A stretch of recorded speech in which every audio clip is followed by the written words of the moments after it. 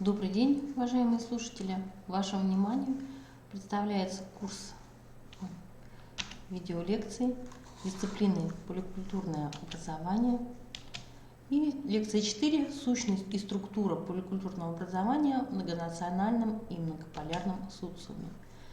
Читаю ее я, автор, кандидат педагогических наук, доцент кафедры педагогики начального и дошкольного образования Педагогического института Бурятского госуниверситета Павлова Светлана Алексеевна. План лекции. Характеристика национально-психологических особенностей представителей народов России. Довольно-таки большой параграф, но мы его рассмотрим основательно. И второе – это педагогика как система общечеловеческих ценностей в поликультурном, интернациональном, нравственном, гражданском воспитании. Социально-экономические, исторические и природные условия развития нации, особенности ее жизнедеятельности не могут не оказывать влияния на формирование ее психологии, ценностных установок, стереотипов. Однако нации развиваются не локально, изолированно от других наций. В своем развитии они подчинены общим закономерностям, несмотря на специфические особенности. Поэтому общечеловеческое доминирует жизнедеятельностью любой нации, любого народа, каким бы своеобразием исторического процесса они не выделялись.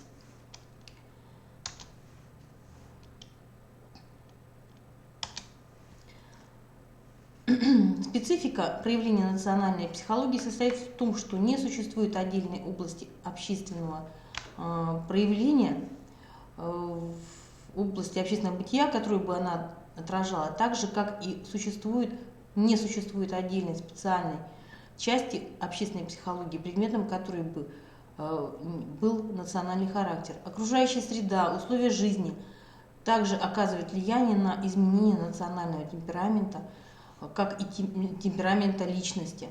Об этом писал еще Чернышевский.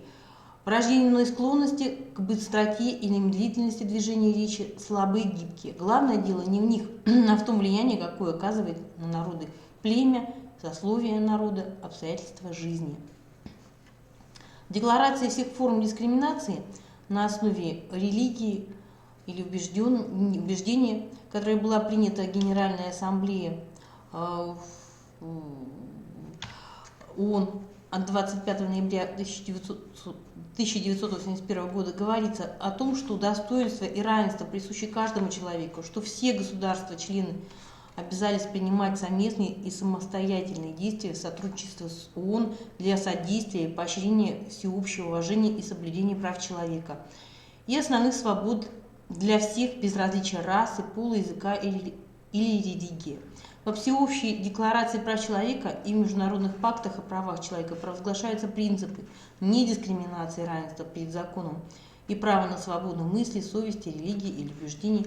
Также говорится о том, что игнорирование, нарушение прав человека основных свобод, в частности права на свободу мысли, совести, религии или убеждения любого рода, является прямо или косвенной причиной в войне и тяжелых страданий человечества, особенно когда они служат средством иностранного вмешательства во внутренние дела других государств и приводят к разжиганию ненависти между народами и государствами. Во Всемирной конференции по борьбе против расизма, расовой дискриминации, ксенофобии и связанной с ними нетерпимости, которая проходила в Дурбане, Южная Африка, с 31 августа по 7 сентября 2001 года, акцент был сделан на то, что все мы одна человеческая семья. Эта истина становится теперь самой очевидной в свете первоначальной расшифровки генотипа человека, выдающегося достижение, которое не только лишний раз подтверждает нашу общечеловеческую общность, но и обещает трансформировать научную мысль и практику, а также предоставление нашего человеческого рода о самом себе. Данную декларацию о видении будущего, инициированную Верховным комиссаром ООН по правам человека и генеральным секретарем Всемирной конференции против расизма Мэри Робинсон при патронаже Нельсона Манделы, подписали руководители 75 стран. Федеральная целевая программа формирования установок толерантного сознания и профилактика экстремизма в российском обществе. Цель данной программы является формирование и внедрение в социальную практику норм толерантного поведения, определяющих и социальных групп и различных ситуациях социальной напряженности, как основы гражданского согласия в демократическом государстве. Программа состоит из следующих подпрограмм: личность, семья, общество, государство, организационное и информационное обеспечение. По данной программе в российских школах должен раз в год проводиться День толерантности. Толерантное интернациональное воспитание – многогранный процесс, и обращение к данному аспекту требует особого внимания и такта. Для определения значимости ценности национального состояния и сознания народов России необходимо понимать и знать основные особенности этносов, национальностей, проживающих на российской территории. В силу особенностей исторического, экономического и социально-политического развития, специфики религиозных, культурных, языковых, миграционных и других влияний, многие нации и народы России имеют значительные хозяйственные, культурные и национальные сходства. Поэтому мы хотим обратить внимание на основные национально-психологические составляющие представителей разных народов России, условно объединив в несколько этнорегиональных групп, и которые вы видите на экране. Представители славянских национальностей, представители еврейской национальности, представители тюркско-алтайских групп народов, представители монгольской группы, представители тунгуссо-маньчжурской группы, представители финно-угорской группы, представители народов Северного Кавказа. На психологию народов России, как и многих других этнических общностей, большое влияние оказала религия. В нашей стране это конфессии православия, буддизма, ислама, католицизма, протестантизма, которые формировали определенные типы мышления, традиции, поведения и прочее. Каждый титульный этнос и этническая культура имеет лишь свои неповторимые особенности, поэтому трудно дать им четкую характеристику, но мы постараемся это сделать. Так, славянские народы. Представители славянского этноса – это русские, украинцы, белорусы, народы очень близкие между собой по генотипу, языку, культуре, общности исторического развития. Расселены достаточно широко, многие из них проживают в пределах своих исторических сложившихся территорий, составляют значительную часть населения России, как правило, урбанизированные. В российских городах проживает 74% русских, украинцев, белорусов, 26% на селе. Такое обстоятельство накладывает отпечаток на психологический облик нации, специфику их отношений к представителям других этнических общностей. Молодые люди, проживающие в большинстве больших городах, более образованные, технически грамотные, эрудированные, но часто подвержены социальным порокам городской жизни, пьянство, наркомания и так далее. Городские жители, представители вышеназванных наций, как правило, семейно малочисленны, трудно приспосабливаются к реалиям социума, испытывают затруднения в межличностных отношениях, недостаточно морально-психологически устойчивы.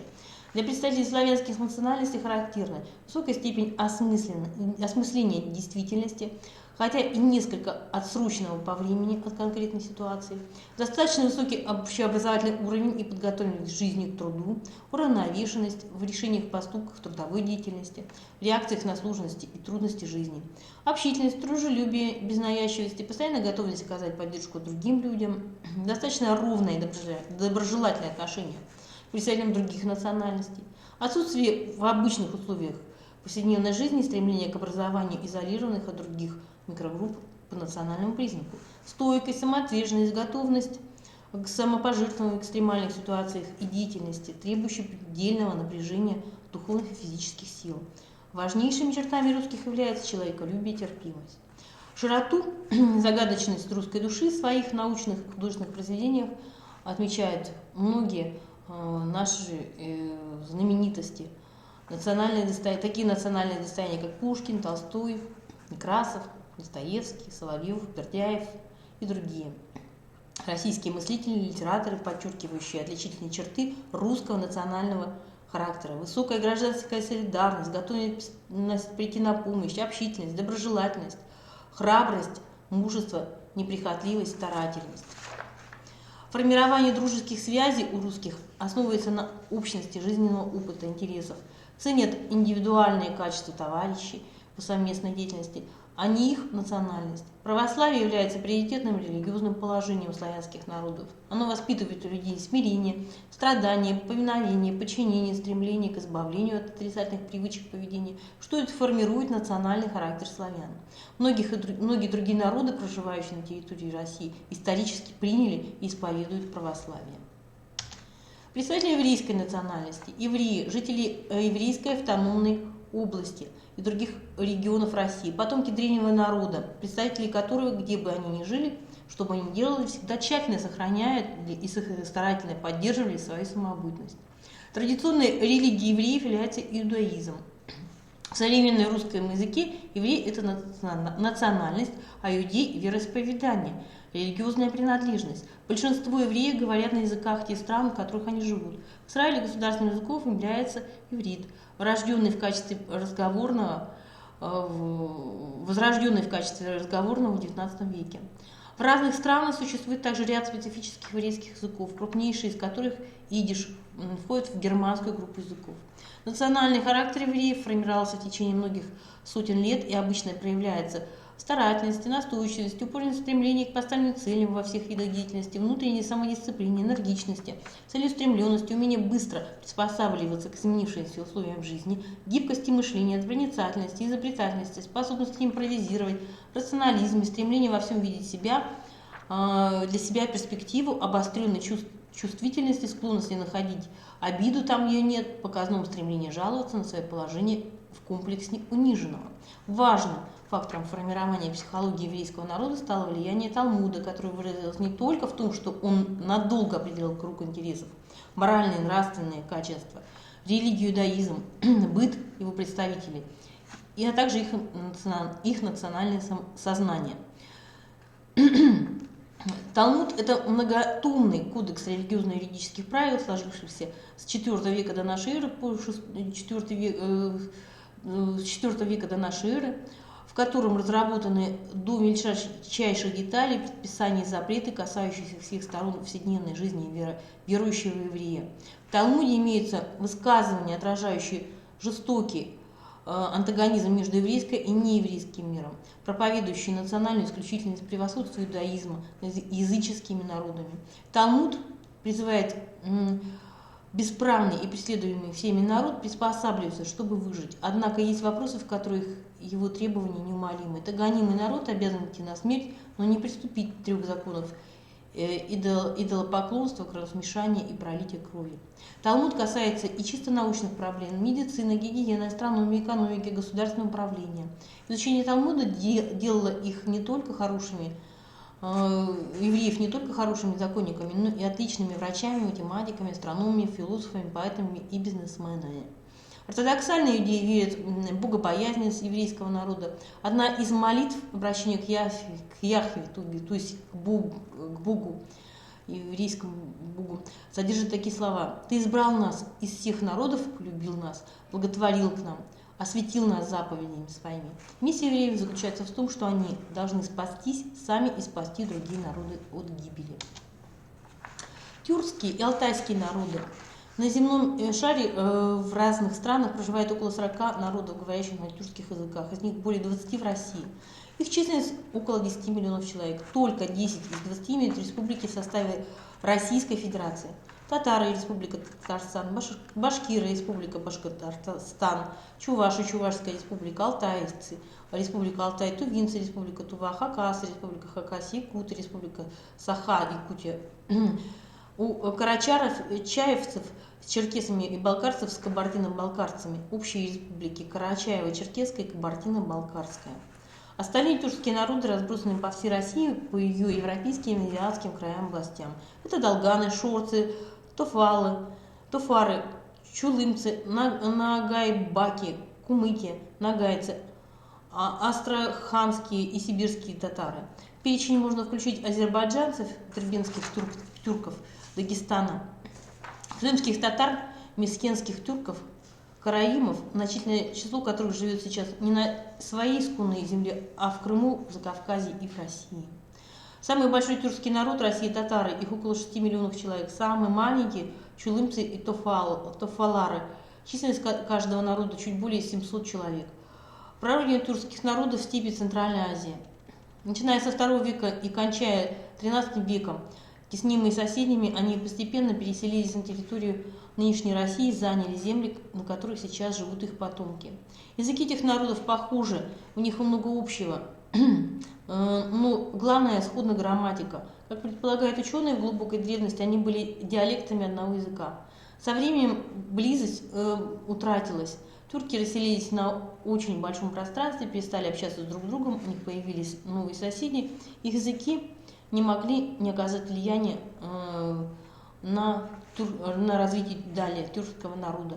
Традиционные виды хозяйства, которым занимались тюркские народы, также разнообразны. Почти все они выращивали зерновые культуры и овощи. Многие разводили скот, лошадей, овец, коров. Отличными скотоводами издавна считались татары, башкиры, тувинцы, якуты, алтайцы, балкарцы.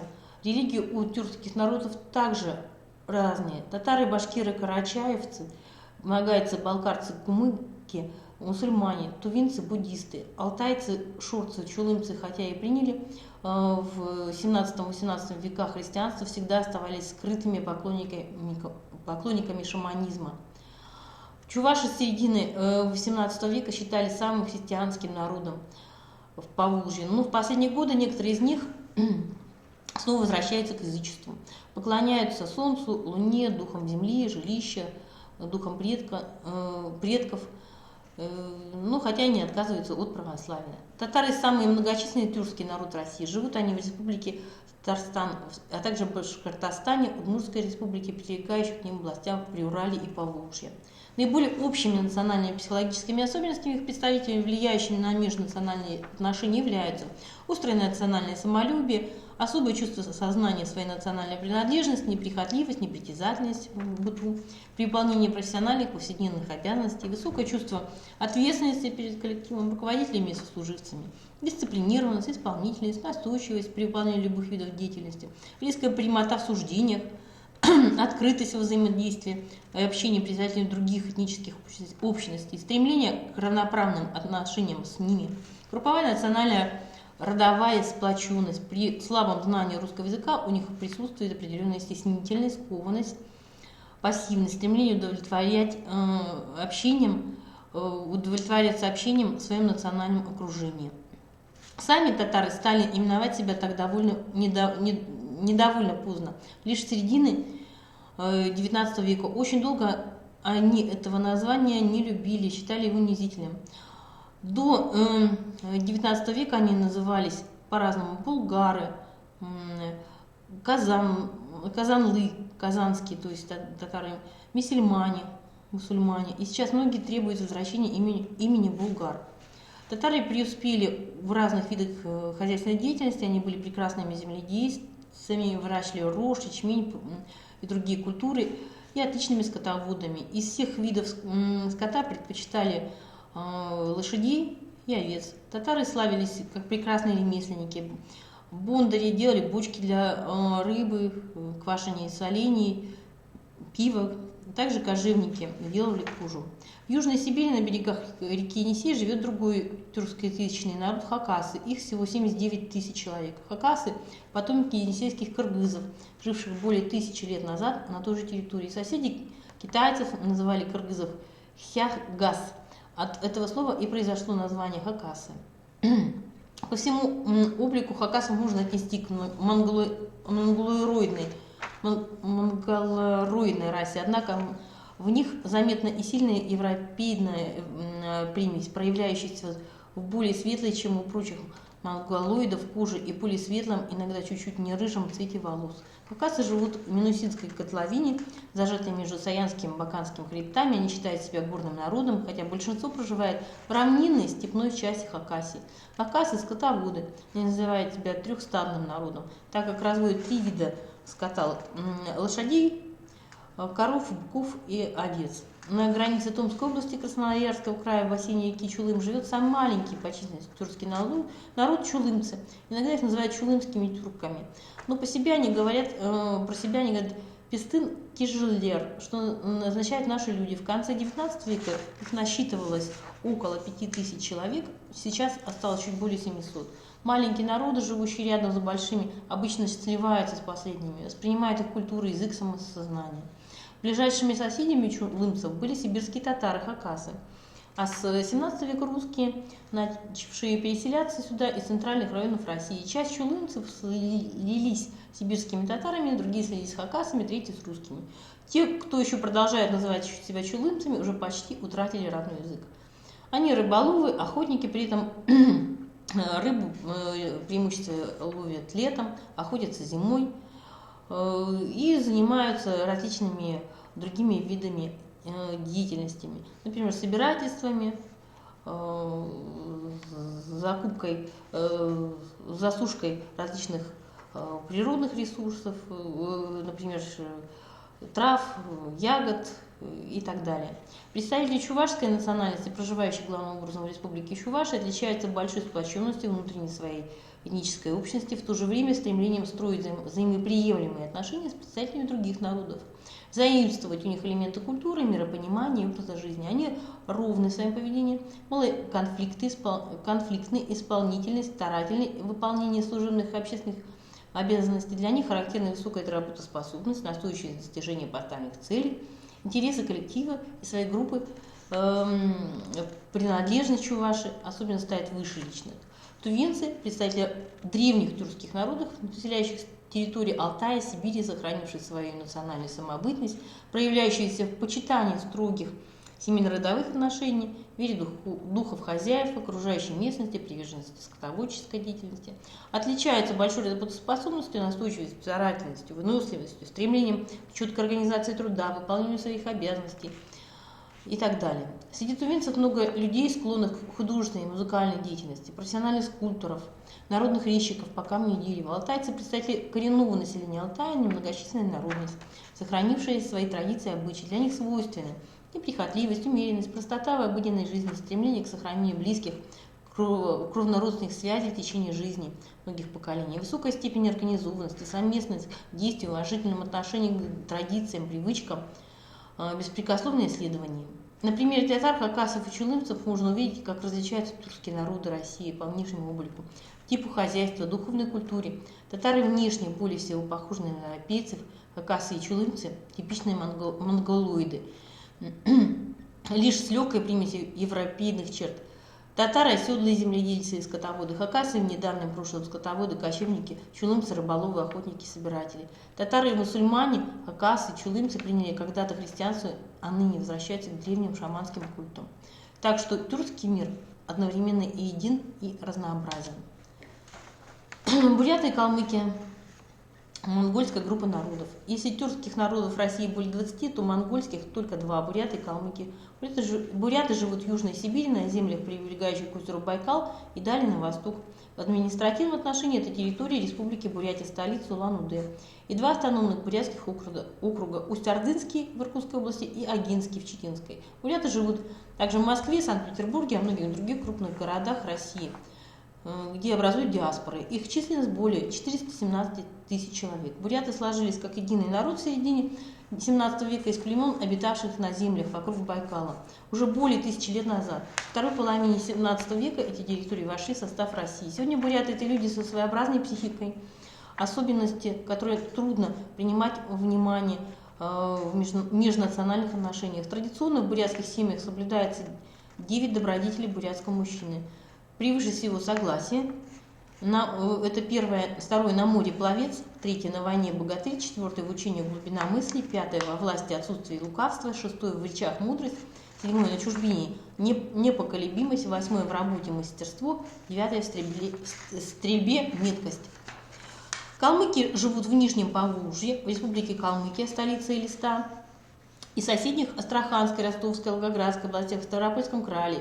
Численность калмыков около 170 тысяч человек. Судьба калмыков в составе в России сложилась непросто. Особенно трагическими были 2 события. Первый – уход части недовольной политикой России князей вместе со своими подданными назад в Западную Монголию. В 1771 году второе – депортация калмыцкого народа в Сибирь и Среднюю Азию. В 1944-1957 годах по обвинению в пособничестве немцам во время Великой Отечественной войны. В 1941-1945 годах оба события оставили тяжелый след в памяти и в душе народа. У калмыков и бурят много общего в культуре, не только потому, что они говорят на близких и непонятных друг другу языках, входящих в монгольскую языковую группу. Дело еще в том, что ничего в другом. Оба народа вплоть до начала 20 века занимались кочевым скотоводством, в прошлом были шаманистами, а позднее, хотя и в разное время, калмыки В 15 буряты в начале 17 века приняли буддизм. В их культуре считаются шаманские и буддийские черты, сосуществуют обряды той и другой религии, в этом нет ничего необычного. На земле много народов, которые официально считались христианами, мусульманами, буддистами, тем не менее продолжают следовать языческой традиции. Буряты и калмыки чрезвычайно уважали и даже нежно относятся к лошади. Это одна из характерных черт кочевых обществ. Герои всех богатырских сказаний, эпос Бурят-Гысыр, калмыков Джангар, имели любимого коня, которого называли по имени. Он был не просто верховым животным, но и другом, и товарищем в беде, в радости, в военном походе. Прекрасная боевая конница не раз обращала в бегство противника, вызывала изумление и уважение в Азии и в Европе. Тунгусы-маньчжурские народы. Представители этих народов якуты, ненцы, коряки и тельмены, нанайцы, орочи, чукчи, эвены, эскимосы, проживая в тяжелых условиях крайнего севера, Сибири, Дальнего Востока, отличаются дисциплинированностью, исполнительностью, неприхотливостью в быту.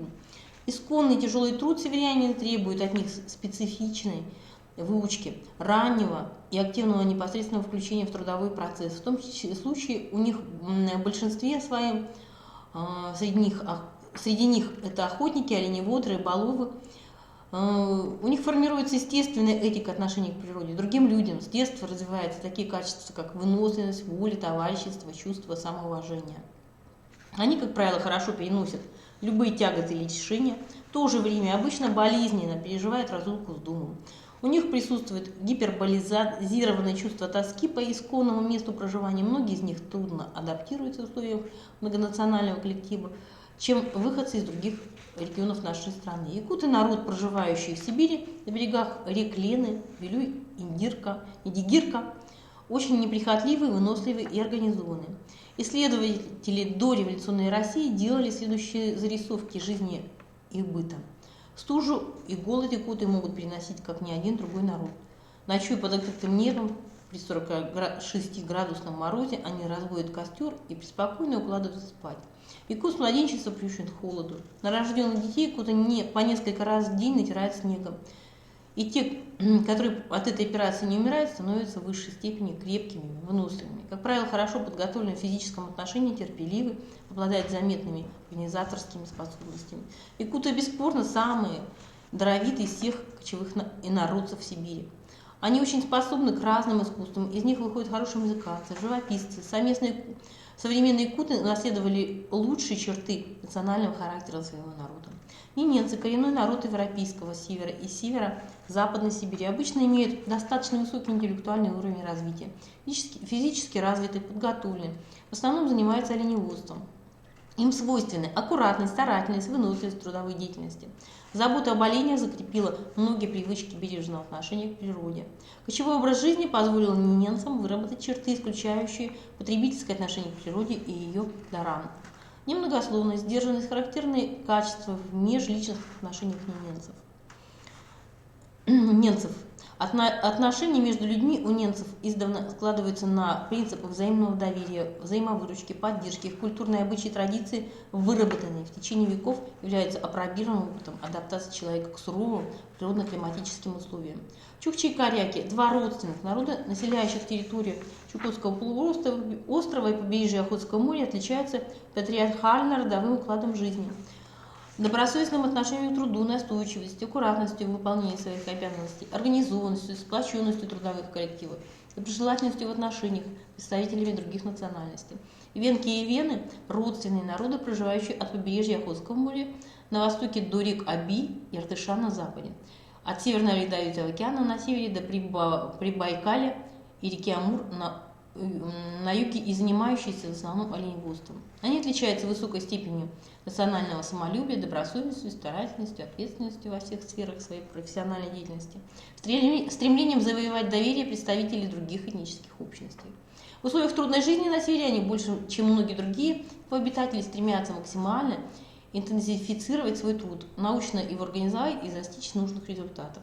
Эскимосы и тельмены – коренные народы, населяющие два полуострова – Чукотку и Камчатку, отличаются большой неприхотливостью, старательностью, силой воли и выдержкой. Они доброжелательны, снисходительны в отношениях с представителями других этнических общностей, всегда готовы прийти на помощь, отдать последнее, если это потребуется.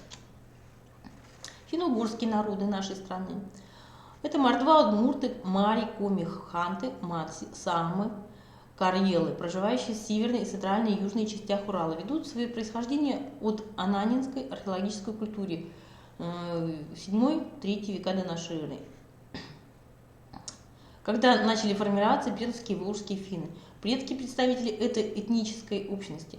Все эти народы, а также еще и финнов, карелов, венгров, объединяют общее происхождение, исходный язык, некоторые этнические элементы в культуре, своеобразие и национально-психологические особенности. К последним можно отнести трудолюбие, дисциплинированность, исполнительность, аккуратность во всех видах деятельности, неприкотливость в повседневной жизни и быту, твердость, рассудительность, неторопливость, последовательность в действиях, поступках, обостренное чувство в выборе средств, способов достижения в любом деле продуктивных положительных результатов, стремление к эмоциональной и интеллектуальной близости с другими людьми, понимание их образа жизни, мышления, уважение их мнения, традициях, обычаях, высокая степень чувственности, чувствительности в межличностных отношениях, готовность понять, простить заблуждения, ошибки представителей иных этнических общностей. И такой представитель, как мордва. Представители мордвы простые, добродушные в общении с представителями других этносов, обладают живостью ума, хорошей памятью, постоянством, стабильностью поведения, честолюбием. У мордвин высоко развит чувство национальной гордости, но они предпочитают, чтобы прежде всего отмечали их индивидуальные заслуги и личное достоинство. Удмурты – достаточно многочисленный народ России, представители которые, в отличие от других финно-угорских групп народов, довольно монолитные, расселены сравнительно компактно. На востоке восточноевропейской равнины Междуречья, Камы и Вятки. Современные психологи и этнографы выделяют в национальном характере удмуртов такие качества, как природную сообразительность, доброжелательность, терпимость, скромность, внутреннюю культуру, тактичность, музыкальность, поэтичность. Особенно бросается в глаза их деликатность, пассивность, мнительность, излишняя стеснительность, замкнутость, некоммуникабельность. Хотя иногда это часто не соответствует действительности. Удмурты чрезвычайно дорожат своей репутацией, также своими родственниками, односельчанами, соплеменниками. Очень трудно, по их мнению, расстаются с ними. У них высокая культура межличностных отношений, они излишне застенчивые, нерешительные, мнительные, безинициативные. Марийцы – представители своеобразного народа, проживающего в Волжско-Ветлужском, Вятском междуречье, Прикамье, Приурале. И по своей национальной психологии в культуре похожи на чуваши. Они трудолюбивы, гостеприимны, скромны, стремятся к знаниям, терпеливы, расчетливы, экономны. В национальном коллективе отличаются своим поведением, часто замкнуты и сдержаны. Старательно и очень внимательно относятся к выполнению своих профессиональных, общественных обязанностей, дисциплинированно, исполнительно, самолюбивы. Представители карельской национальности, коренное население Карелия, как показывают социально-психологические исследования, трудолюбивы, несколько мнительные. И мышление, поведение малоразговорчивы, как правило, тверды в решениях и поступках, рассудительные и последовательные в своих действиях, опрятные и скромны в быту. Коми и коми-пермяки – родственные удмуртам народы, проживающие на севере Архангельской, Мурманской, Омской, Тюменской и Пермской областей, исходные с ними по своим национальным психологическим особенностям. Отличаются при этом лишь несколько отличной эмоциональной чувствительностью, больше способны к адаптации в жизни в сложных экстремальных условиях. Коми-пермяки, кроме того, более замкнуты и недоверчивы. Следующий представитель – это народы Северного Кавказа. Кавказ представляет собой историко-этнографическую общность, очень сложную по своему национальному составу. В свое время арабские географы Кавказа Джабель Суни, что дословно означает «гора языков», географы так называли эти народы.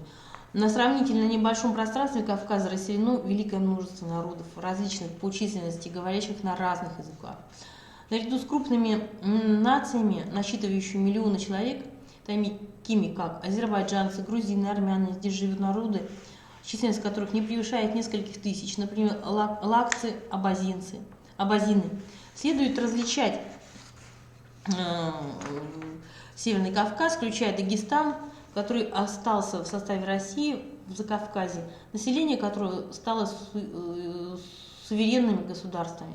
Среди представителей различных этнических общностей, проживающих в этих больших регионах, есть различия в культуре, психологии, но есть и большое сходство. Северный Кавказ наиболее сложный в этническом, религиозном, языковом отношении регион России, включающий в себя большое количество национальных и реальных образований и населенный многочисленными народами. Вместе с тем здесь в частности прослеживается большое культурное единство, с одной стороны между адыгами, адыгейцами, кабардинцами и черкесами, между ними и осетинами, балкарцами, карачаевцами, с другой стороны. Многочисленные народы Дагестана – это аварцы, даргинцы, кумыки, лакцы, табасараны, нагайцы, рутульцы, агулы и другие имеют свою самобытную культуру и общие психологические особенности, что дозволяет выделить Дагестан в особый регион, к которому примыкает Чечня, Ингушетия, представители которых относятся в свою очередь к вайнахам, имеют много сходств в культуре и психологии.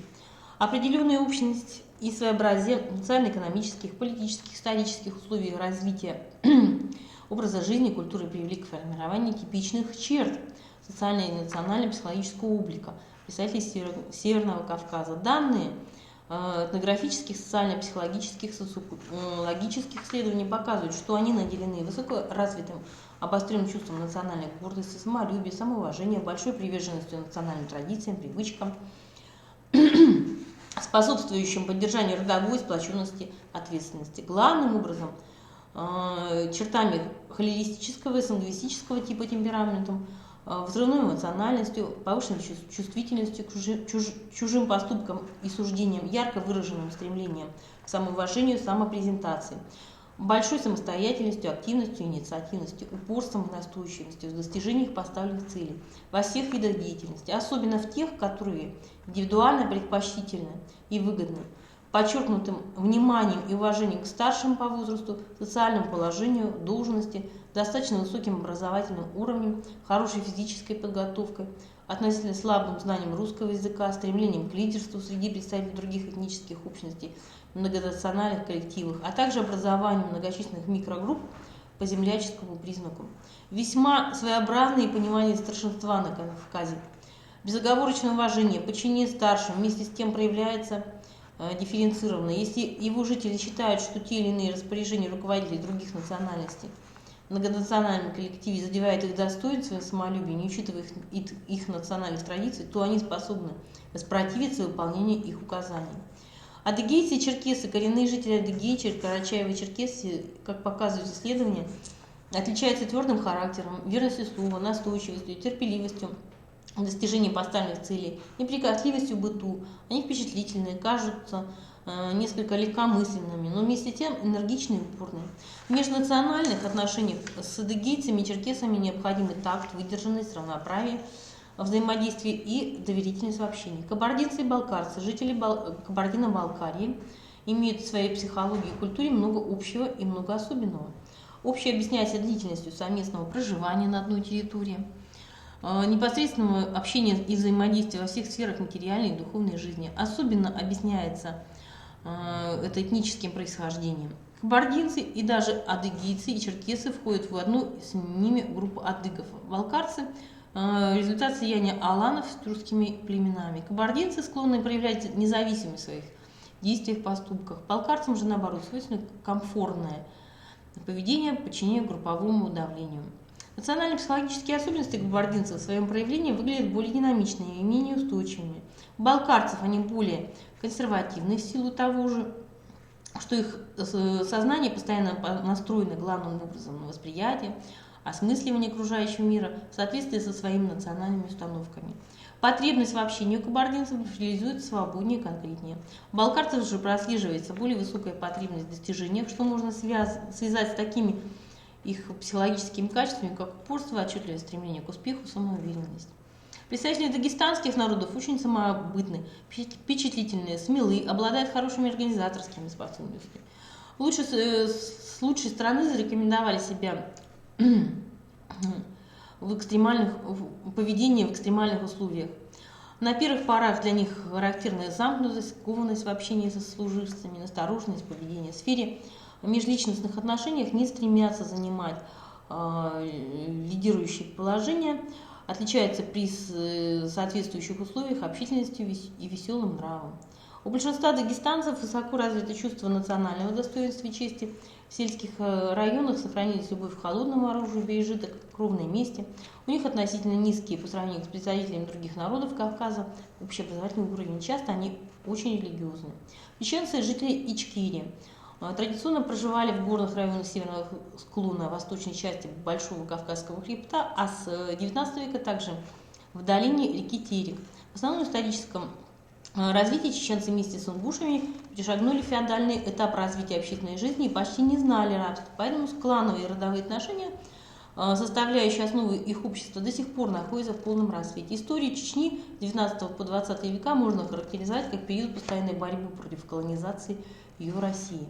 У чеченского народа ярко выражено чувство родового коллективизма, ее представители всегда ощущают себя частью семьи, рода, или называют они тейпа. Причем внутриродовые связи здесь часто более тесны, чем у других этнических общностей. При этом чувство принадлежности к тейпу преобладает над национальной принадлежностью. Члены рода связаны кровным родством по отцовской линии, пользуются одинаковыми личными правами. Свобода, равенство, братство в нем составляет главный смысл существования.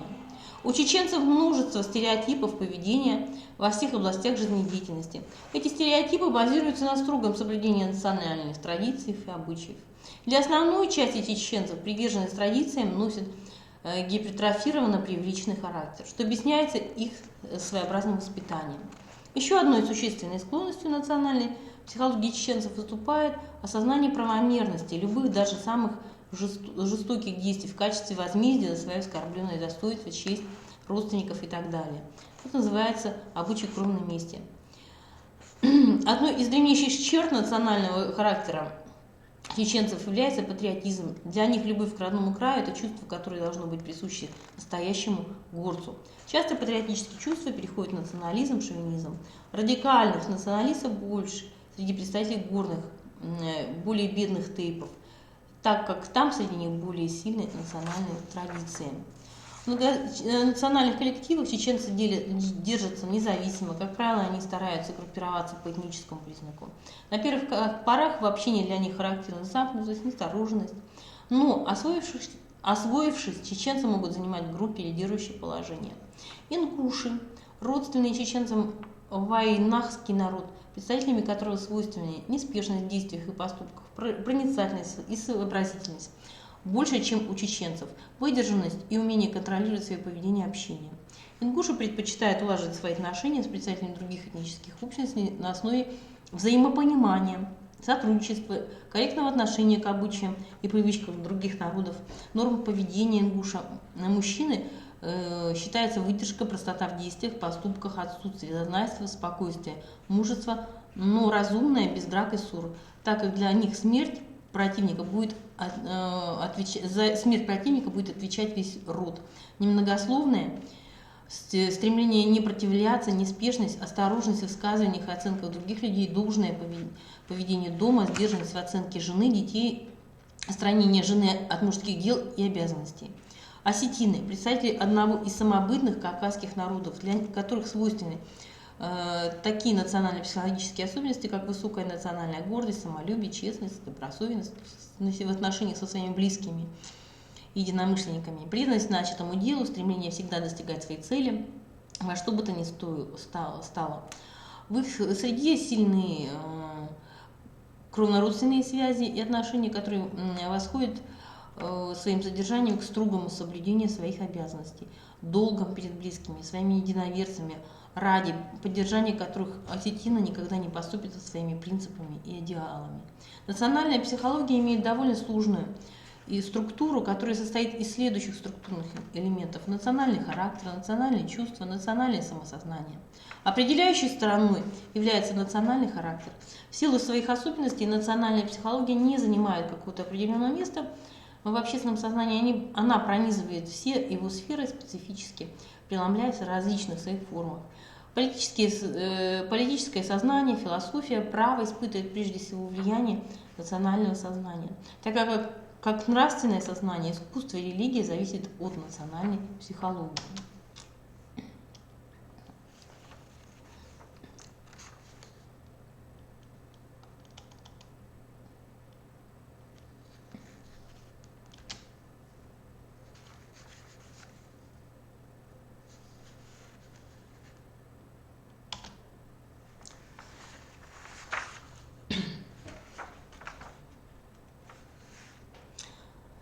Интересно, к народной педагогике не случайно, ибо она часть духовной культуры народа, а принципы народной педагогики исходят из общих человеческих ценностей.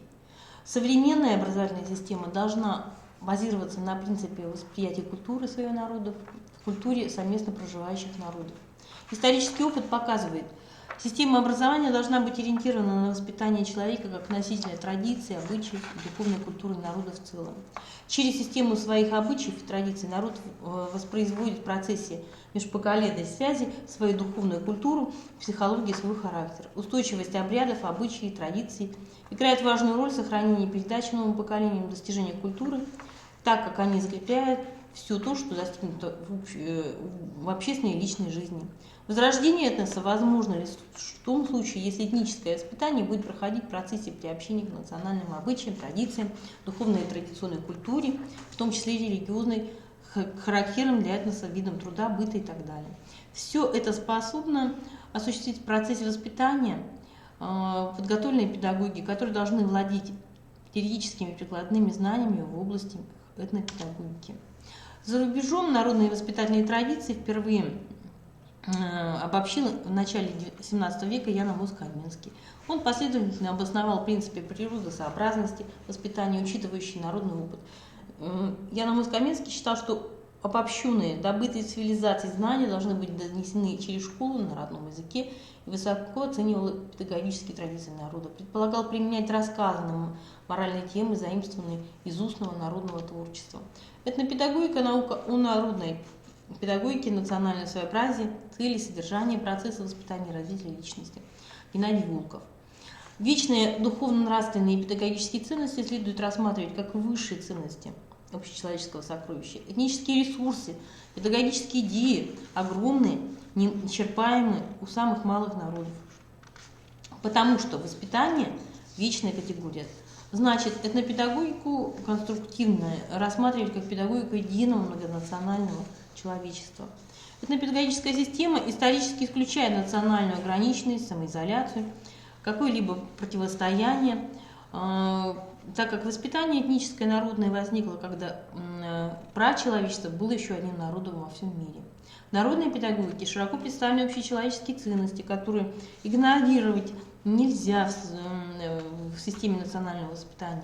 Единонравственный подъем, национальное возрождение всегда является началом нравственного, гражданского, интернационального воспитания. Традиционная педагогическая культура в современной школе актуальна общечеловеческими нравственными ценностями, нравственными идеями того или иного народа. У всех народов главным компонентом совершенного человека является нравственность, нравственный облик, гражданская позиция. При этом имеется в виду, что нравственное поведение – наиболее интегральный показатель духовной культуры личности. В поликультурное воспитание должны быть вовлечены, по крайней мере, два этнокультурных субъекта. То этнопедагогика занимается воспитательно-образовательными проблемами, чаще одной малой этнической группой, и анализирует перспективу образования с акцентом на национальные традиции, национальное воспитание, как одного из менталитетов этноса. Оно базируется на лучших образцах народной мудрости. Очевидно, что мультикультурная педагогика имеет немало общего с интернациональным воспитанием. Интернациональное и поликультурное воспитание отвергают консолидацию на базе корпоративной враждебности, противостояния цивилизации и культур.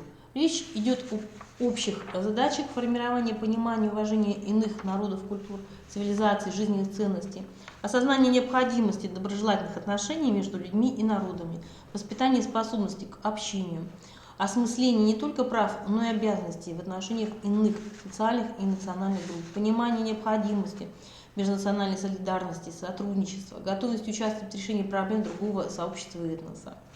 Подобно интернациональному, поликультурное воспитание имеет в виду налаживание связи между сообществами людей. Исходит из необходимости взаимообогащения культур различных наций. Выполняя связующие функции, поликультурное воспитание имеет много общего с интернациональным и предусматривает межнациональное и межэтническое взаимодействие. Формируя чувство солидарности, взаимопонимания, противостоит дискриминации, национализму и расизму. Впервые понятие интернациональное воспитание возникло в советской педагогике и означало прежде всего идейно-политическую направленность воспитательного процесса. Его целью становится формирование личности, идеологической, находящейся вне национальной принадлежности. Такое воспитание пронизывает идеи разрушения буржуазного общества и консолидации на основе классового единства. Проблема взаимосвязи национального и межнационального обсуждалась в русской педагогической мысли, начиная с 30-40-х годов XIX века. Народники Белинский, Добролюбов утверждали, что необходимо формировать гуманность и человечность в общении между людьми, развивать чувство патриотизма, любовь к человечеству. Константин Дмитриевич Ушинский утверждал, что воспитание должно развивать у ребенка чувство национальной гордости, чуждое шовинизму, сочетающееся с уважением к другим народам. К началу XX века в России определились три главных подхода к вопросам воспитания в условиях многонационального социума, официально провозглашавший приоритет русского воспитания и образования, демократически предоставляющий учитывать национальные и общечеловеческие идеалы воспитания, и марксистский, который в дальнейшем получил широкое распространение в педагогике. В педагогику прочно входит понятие интернациональное воспитание, означающее идейно-политическую направленность воспитательного процесса. Целью интернационального воспитания являлась борьба с капитализмом, пролетарский интернационализм как идеология политика международной солидарности рабочих и трудящихся всех стран находит свое практическое выражение в объединении усилий трудящихся всех национальностей в борьбе за свержение капитализма, уничтожение колониализма и национального угнетения. Школа всегда развивала в детях всех народов России чувство свободы, единения, равенства, братства, сущность понятия патриотизм включает в себя любовь к родине, к земле, где родился и вырос, гордость за исторические свершения народа. Патриотизм неразрывно сочетается с интернационализмом, чувством общечеловеческой солидарности с народами всех стран. Особое место в интернациональном воспитании занимает формирование чувства единства, дружбы, равенства, братства, объединяющих все народы России, культуры межнационального общения. Нетерпимость к проявлению национальной ограниченности и шовинистского чванства. В этом процессе велика роль подлинной народной многонациональной культуры в верной правде жизни. В настоящее время происходит пересмотр понятия интернационализм. Интернационально то, что объединяет, имеет общее основание, поэтому все частное, особенно национальное, задвигается на второй план. Несмотря на это, негативные моменты в интернациональном воспитании существуют. Антон Семенович Макаренко разработал и внедрил программу интернационального и патриотического воспитания через сообщество детей разных национальностей, сплотив их в единый многонациональный коллектив. В годы Великой Отечественной войны большую популярность приобретали различные митинги, сбор средств, шефская работа как форма интернационального патриотического воспитания. Несмотря на классовый характер интернационального и патриотического воспитания, многие педагоги воспитывали в своих детях искреннюю любовь к собственной стране, пробуждали патриотические, интернациональные чувства, независимо от социальной и национальной принадлежности. Так было на торжествах при вступлении подростков в пионерскую организацию, в комсомол, когда они давали клятву на верность родной стране.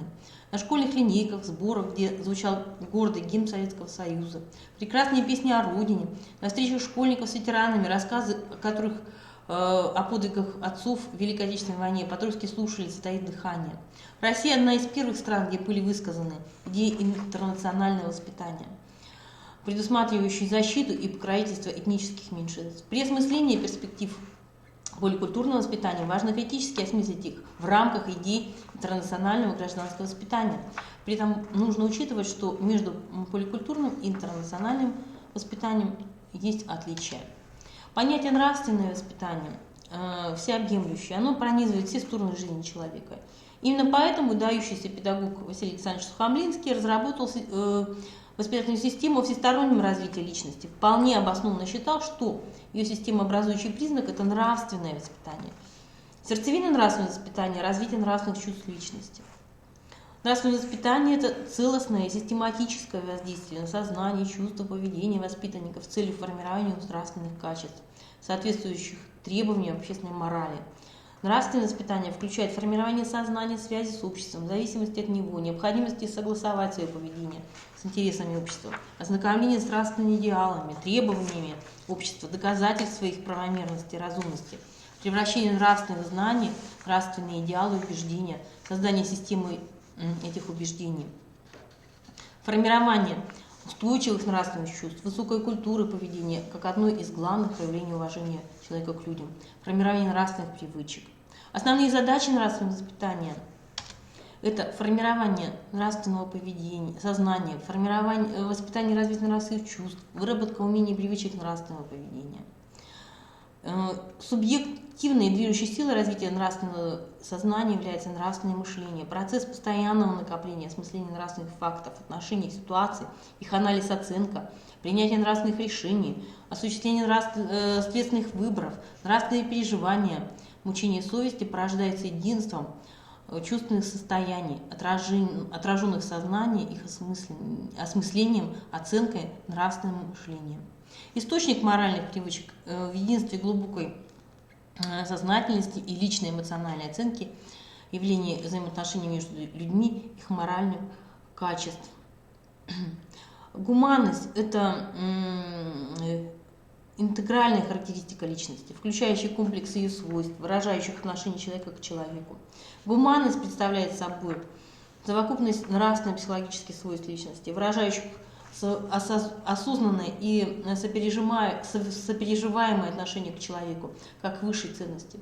Кроме гуманности, в содержание нравственного воспитания входит воспитание сознательной дисциплины, культуры поведения. По Харламову содержание нравственности заключается в следующем: в отношении к родине, в отношении к труду, в отношении к обществу, в отношении к себе, к человеколюбию или гуманность. Результатом нравственного воспитания является нравственная воспитанность. Она материализуется в общественно-ценностных свойствах и качествах личности, проявляется в отношениях деятельности, общения. О нравственной воспитанности свидетельствует глубина нравственного чувства, способность к эмоциональному переживанию, мучениям, совести, состраданию, стыду, сочувствию. Нравственная воспитанность характеризуется зрелостью нравственного сознания, моральной образованностью, способностью анализировать, судить о явлениях жизни с позиции нравственного идеала, давать им самостоятельную оценку. Нравственное воспитание, осуществляемое в школе, в общественных организациях, в нешкольных учреждениях, в семье, обеспечивает формирование любви к родине, бережного отношения ко всему многообразию собственности и творческого отношения к труду. Его результатом является коллективизм, здоровый индивидуализм, внимательное отношение к человеку, требовательность к себе, высокие нравственные чувства патриотизма, сочетание общественного и личных интересов.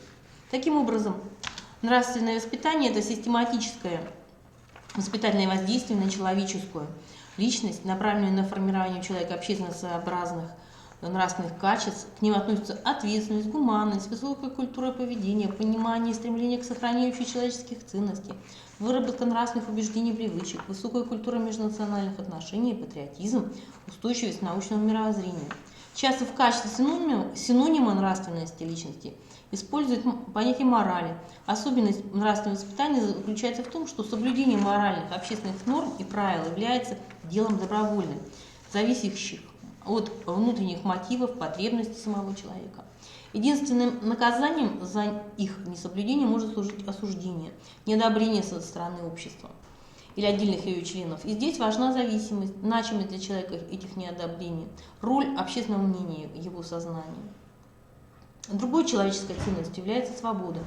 Большое значение имеет правильное понимание этого определения. Часто дети воспринимают право на свободу как вседозволенность, безнаказанность, отсутствие дисциплинированности. На самом деле свобода и дисциплина – неразделимые понятия, присущие демократическому обществу. В младшем возрасте в этой связи необходимо делать акцент на послушание, но вместе с тем стремиться как можно более быстрее превратить ее в осознанное стремление к дисциплине и ответственности. Важно объяснять человеку смысл и значение нравственного воспитания. Моральные отношения возникают в процессе различной деятельности человека, поэтому, организовывая воспитательный процесс, нужно отдавать предпочтение разнообразной творческой, учебной, трудовой, поликультурной и других видов деятельности, и выработке посредством этого управления и регулировки деятельности, соответствующих личностно-этических качеств. Гражданское воспитание. Формирование гражданственности как интегративного качества личности, позволяющего человеку осуществлять себя юридически, нравственно и политически дееспособным. К основным элементам гражданственности относятся нравственные права и культура, позволяющие человеку выполнять свои обязанности по отношению к своему государству и уважительно относиться к другим гражданам. Основная цель гражданского воспитания – воспитание в человеке нравственных идеалов общества, чувства любви к родине, потребности в деятельности на благо общества и так далее. Гражданское воспитание тесно связано с нравственным воспитанием, патриотическим воспитанием, правовым воспитанием. Одним из основоположников гражданского воспитания в начале XX века является немецкий педагог Георг Кершенштейнер, который называл главной задачей приучения молодежи служить общине. Воспитание гражданственности личности в значительной степени определяется объективным состоянием государства, уровнем развития демократии, гуманности в обществе, востребованностью гражданских качеств его членов. В свою очередь, уровень развития общества во многом зависит от позиции каждого человека. Важное направление гражданского воспитания – это формирование опыта гражданского действия, позволяющего человеку практически реализовывать свои возможности в обществе. Гражданский опыт приобретается детьми в семье, учебных заведениях, неформальных коллективах, детских общественных организациях и прочее. Утрата или ослабление подлинности гражданственности, подменой лозунгами, вульгарными и политизированным воспитанием приводит либо к воспитанию карьеристов, либо к отчуждению детей от общества, к попыткам найти понимание в социальных и антисоциальных неформальных группах. Нельзя воспитывать гражданина, постоянно предъявляя к ребенку гражданские требования. Гражданская ответственность формируется, когда человек осознает реальные проблемы своей страны и начинает защищать ее интересы. В современных условиях важным гражданским качеством становится способность к самоопределению, благодаря которому человек сможет разумно существовать в условиях выбора, то есть в условиях свободы и ответственности. Гражданско-политическое воспитание имеет общечеловеческие аспекты. Сущность общечеловеческих аспектов гражданско-политического воспитания заключается в формировании детей понимания единства и взаимосвязи мира, одинаковости и значимости для всех народов, сохранения мира и разоружения, проблем экологии, защиты и сохранения мировой художественной культуры, экономического, научного, культурного сотрудничества, а также общественной активности в деле разрешения глобальных противоречий. Общечеловеческие аспекты воспитания органично вписываются в содержание учебно-воспитательного процесса.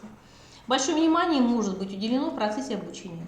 Помимо специального урока мира, учащиеся обсуждают проблемы мирной политики на уроках истории и других общественных дисциплин, которые вводятся в школах. Человек и общество, граждановедение и прочее. На уроках музыки школьники разучивают песни о мире, борцах за мир, на занятиях изобразительным искусством рисуют на темы, связанные с глобальными проблемами борьбы за мир, экологии, культуры. На уроках физики они знакомятся с научными данными, которые добыты в результате тесного сотрудничества в совместных исследованиях российских и зарубежных ученых. Критериями воспитанности в духе общечеловеческих проблем является знание и понимание их детьми. Показательный интерес ребенка к глобальным проблемам, а также практическая деятельность, побуждаемая высокими благородными мотивами сохранения мира, материальных и духовных ценностей, общечеловеческих ценностей. Содержание гражданского воспитания в школе и семье составляющая работа учителя, воспитателей, родителей по патриотическому воспитанию, по формированию культурного и межнационального общения, правовой культуры, воспитанию в духе мира и ненасилия. В гражданском становлении личности важное место занимает участие детей, подростков, юношества в деятельности детских общественных объединений и организаций. Функциями общечеловеческого воспитания является развитие в детях сознания объективного характера глобальных противоречий, неизбежной причастности всех и каждого к их преодолению, обеспечение понимания учащимися единства и взаимосвязи патриотизма и интернационализма с решением общечеловеческих задач, налаживание контактов и сотрудничества между детьми всех стран в целях совместной борьбы за мир, за сохранение окружающей среды, за сотрудничество художественной культуры. Механизмами осуществления общечеловеческого воспитания является познание, общение, деятельность. В ходе обучения и воспитания дети узнают о глобальных противоречиях, осознают их целенаправленное познание общечеловеческих проблем, активно содействует средствам массовой информации, питающей свободное общение детей и взрослых между собой, в процессе которого углубляется понимание процессов, происходящих в мире, расширяется кругозор. Наконец, школьники принимают непосредственное участие в деятельности, направленной на защиту мира, на взаимодействие, на взаимопонимание международными, на сохранение окружающей среды. Спасибо за внимание.